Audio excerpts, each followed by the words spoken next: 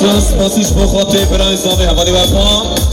شما خاطر گوند و دنان چاوی بکوز زاوا 100 میلیون کرشان دیگاری بجی گلک سپاس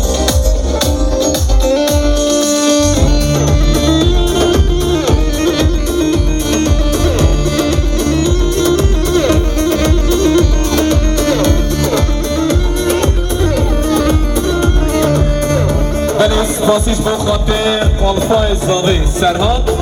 شما خاطر گوند و دنان چاوی بکوز زاوا 100 میلیون کرشان دیگاری هر بجی گلک سپاس